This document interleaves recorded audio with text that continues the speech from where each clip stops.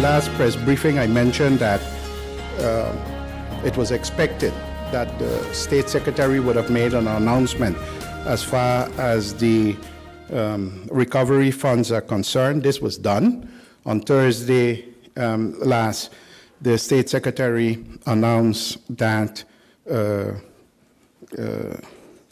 would continue now with the funding of the early recovery projects, which primarily would go to NGOs on the island. Also, a letter was sent to the second chamber by the State Secretary, and in that letter it is stated that St. Martin has complied with the conditions that were set, and explaining the second chamber that he would be continuing now making 7 million euros available for what is called the early recovery project. Besides that, the Netherlands also sent a letter to the World Bank. It's a letter of intent, and this letter had to do with informing the World Bank of their intentions in setting up the trust fund, and also to embark on preparatory technical advisory activities, which is referred to as reimbursable advisory services to be performed by the World Bank. So the official kickoff has taken place. It is now St. Martin would have to send a request to the World Bank, asking the World Bank for assistance. Latest tomorrow, it is expected that that request would go out, and then we would have the ball rolling as far as getting things started. Some of the projects that would be financed with the NGOs would be from the St. Martin one that would be carried out by the St. Martin Development Fund. And that is a project that has to do with elderly home repair. It's an elderly home repair project, and some 2.5 million guilders would go towards that project. It is expected that that project to run between January and, if I'm not mistaken, June. But that is one of the projects that would be financed as an early recovery project. Another project is done by the White and Yellow Cross. And the White and Yellow Cross is a combination of projects that would take place. As we know, the White and Yellow Cross has the community nursing, the district nursing, in which they are very well aware of where especially their clients live in the districts, have identified them, they did research and know exactly whose homes are damaged and to what extent. And part of the project that would cover some 45 homes would be also assisting with the repairs for those homes. Another interesting part of the project that has been identified by the White and Yellow Cross is where they would be looking at unemployed people in the hospitality business and retraining them to become assistants, care assistants of level 1. This is a very, very interested and good project. For the White and Yellow Cross, an amount of 980,000 euro from the Early Recovery Fund would be made available. The other one would be the UNDP, and the UNDP also would have targeted about 500 households for repair activities, and with that, for that, an amount of €2,242,000 would be made available. That project is also expected to run between January and June. So these projects, once the details, and they have their project dossiers, etc., and it has been agreed, the financing, all should be able to kick off, begin January, and this would help relieve the burden a good bit of especially those folks and the most vulnerable, which would be the kids and the senior citizens who need that assistance.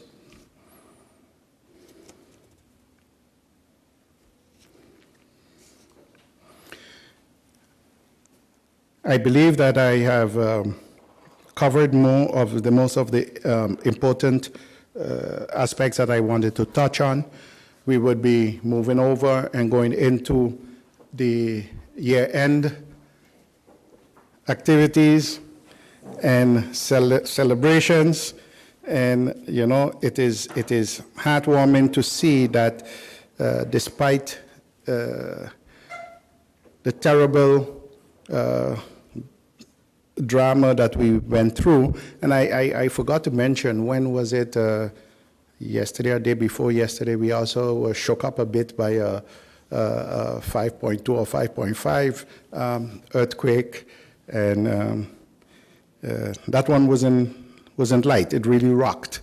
So it's a reminder that, you know, we are small beings in this big world, and our fate is not always in our hands. And bearing that in mind, going over to the new year, I hope we can keep it as safe as we did for the Christmas holidays. And the same reminder that I had for the Christmas holidays is, you know, there are many people alone. There are many people going through a rough time. Reach out to someone and help them move over in the New Year's with some hope that things will be better and will get better, because it will. So I want to thank you and have a safe Old Year's going over, and I wish you all the best for 2018.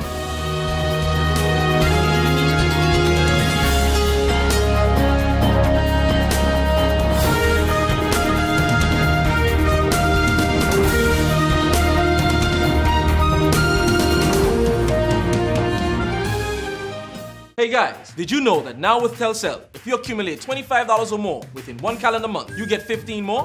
15 more? Yes, 15 more. However you want. So I can top up $3 now, $10 next week, and so on until I reach or pass $25? That's right. Get 15 more. Wow! I feel like a 15 again. Yeah. Right. Accumulate $25 or more within one calendar month and get 15 more. Telcel, when you want more. GEBE has been faithfully serving the communities of St. Martin, powering your home and our economy. Come rain or shine, our qualified team of professionals are working hard 24 hours a day to provide you and your family with safe, reliable electricity and water. We use the latest technologies and test our products daily to maintain the highest international standards. Our friendly staff is always there to assist you, whether in person, over the phone, or online. We are committed to constantly improving our products and services, making them more efficient, effective, and environmentally friendly to serve you better today and our next generation of clients tomorrow. GEBE, powering a brighter future. Our friend Megawati is here with tips to save you energy. 1. Turn your airco temperature up. 2. Use a ceiling fan instead. 3. Buy energy-saving products. Save some green with NV.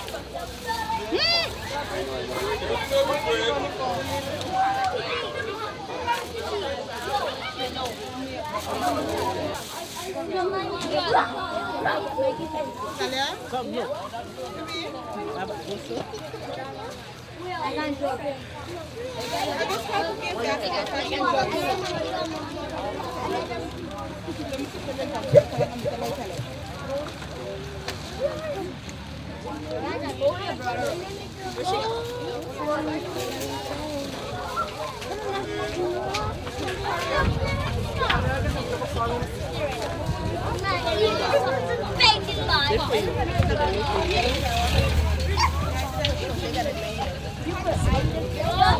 name is Afra Gums. I've been doing this for 18 years, right? Helping, get the people to get together. I look for sponsors. My main sponsors are SBS, which is Ivan Havington, SBS, Michael Soon, which is Crabbers, Lincoln, Unique Water, Cake House, she's the main, which is Sylvia Myers, and we get together and we decided to make this program work for 18 years, Rolex. And so I give the children and I get the elderlies together and they enjoy themselves on this time. With the help of my daughter who helped me to cook, my sister, and I do the organizing, all the gifts and everything for the children. And that is what I continue doing. When I left, my daughter have to take it over. I started from one and now the next one have to continue. What are some of the things that you're giving out to the children? What I give them is games, little toys for them to play with. And like I said, this year, the year of the teddy bears, right? And you know the teddy bear is a rough bear, but when you look at his eyes, he's loving. And you hug him, you cuddle him. So I will give the elderly the cuddling bears that they can cuddle the little teddy bear. And the children, I give them lawn and tools and things for them to enjoy playing, so like that, And the little bags, I give them the little paddy bags that they have little things that they can eat and drink at the end of the day. So next year you will do this again? Yes, next year I'll do that again. And as long as I have the strength which I have, and God will always give me the strength, I give them the love. That they can love each other and be an example for each other, that they can be together all the time. Not only on the 22nd of December, but year in, year round. They can be in love with each other. What message you have to say to the people out there to wish them a Merry Christmas and a Happy New Year? What I have to say to the people outside there, unite together, give up this loving spirit, not only on December 22nd, all year round. That is the message I want to give them. If you know Christ and you will love, that He was loved and that He is loved, we should all be the same way. That is my message to them. Give their life to God and give and be with the people.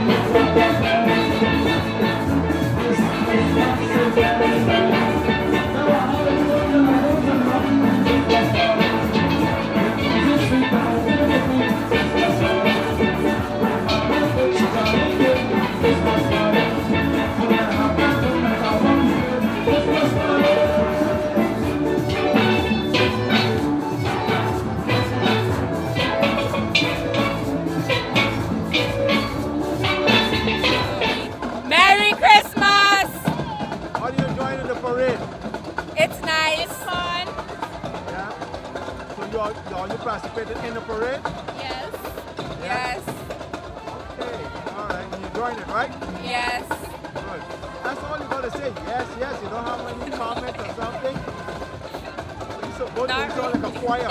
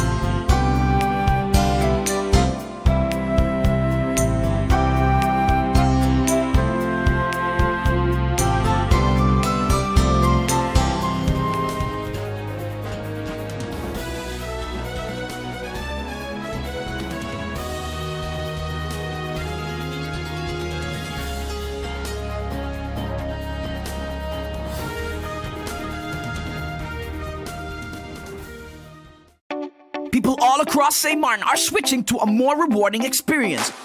The WIB MasterCard Fun Miles credit card, better known as My Card. Earn 1 Fun Mile for every $2 spent, even abroad and online. This will quickly get you a ton of Fun Miles to redeem for travel, shopping, food, fuel, and much more.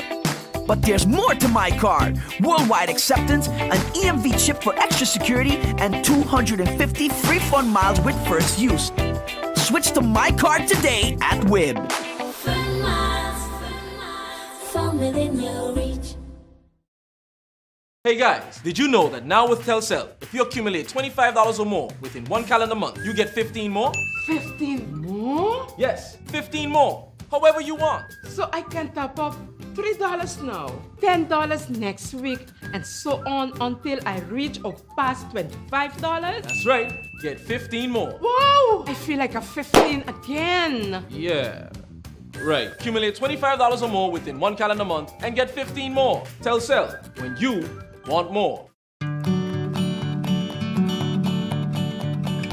It's been said that behind every door, possibility awaits.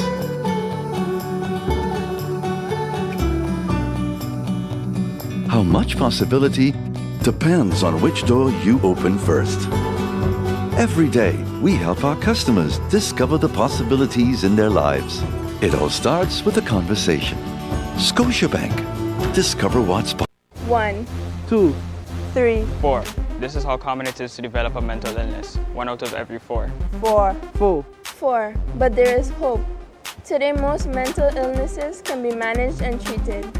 Visit your general doctor if you feel concerned about your thoughts and behaviors or have some difficulty dealing with some of life's issues. If you have been diagnosed and are suffering from a mental illness, keep in mind these 4 points to help you manage your mental health. 1.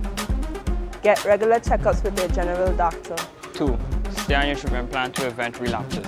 3. Find a strong support group in your family and friends. And 4. Never be afraid to ask for help and look out for the warning signs of your illness. Remember, you are not alone. We are as close as one. 2, 3, 4. Learn about mental health illness by going to the Mental Health Foundation's website at www.mhf-sxm.com. The 7 million that's what is due to St. Martin, are there any requirement? You emphasize that most of this money will go to the White and Yellow Cross and the elderly home. Do these homes that have been destroyed, is there any special arrangement? Do they have to fulfill any requirement?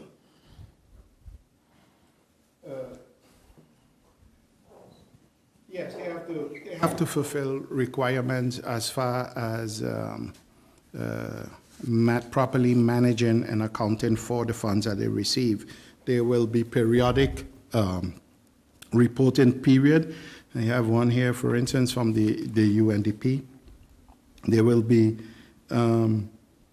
4 different reporting period, one on the 1st of February, 1st of April, 1st of July, and on the 1st of October. And during those reporting period, they have to give account to the activities that were carried out, the results that they achieve, the continuation and the planning, and if there are any bottlenecks, etc. So it's a constant, they have to be accountable. Naturally, no one is going to take up their money and just give it to you like that. So you have to be able, if you get the money to use for a particular goal, you have to be able to show that you are using it effectively for that goal. So those are the conditions. I don't know of any other conditions. Mr. Brown, your next question. And also, there are people who may not have the right document for their property, but the hurricane have destroyed their houses. Is there any special arrangement that they have to have some arrangement with VROMI so that that fund is going to go to help them rebuild their houses? These NGOs have put their project dossiers together themselves with the organization that the government of St. Martin is busy setting up. We would be gathering information from those organizations that assist. If you notice, there were different organizations that, for instance, would be doing like house repair, etc. We would want to have an idea of where, whose homes were repaired, so that we more for the purpose that, you know, we don't go over and do the same thing twice, although it's very difficult if you repair a roof once to repair it a second time. But as far as those details are concerned as to the exact criteria, I haven't gone through all of the project dossiers to see exactly what those particular conditions are. But I would assume that they would have to comply with whatever the building code insists or exists from them. Your final question, Mr. Brown. Okay, Mr. Boseman, we have passed hurricane and we just got an earthquake a couple of days ago. How do you see St. Martin progressing? Everyone has said that St. Martin and the people of St. Martin, we are very resilient. We bounce back and we bounce back fast. And I think one of the things that we have to do, we have to acknowledge the effects of climate change, and that moving forward, we are vulnerable where that is concerned. And we have to pay more attention to how we build, how we prepare, not just concrete buildings, but with everything that we do, that the effects of climate change would affect us. St. Martin is a thriving place. The people of St. Martin cannot be kept down, will not allow themselves to be kept down. So I only see a bright future ahead once we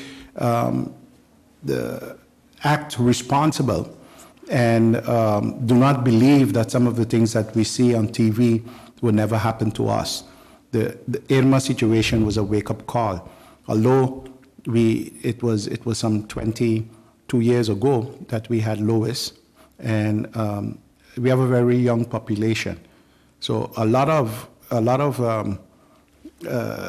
our population did not experience Lois, be it that they were not born at the time, or they were very small to remember it, or they were not living on St. Martin at that time.